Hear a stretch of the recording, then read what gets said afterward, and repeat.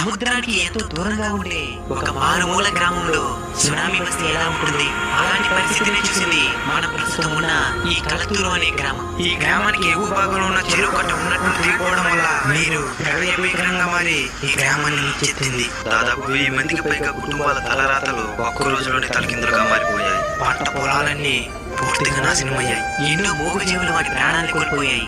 ఎంతో ఆస్తి నష్టం వాటిల్లింది.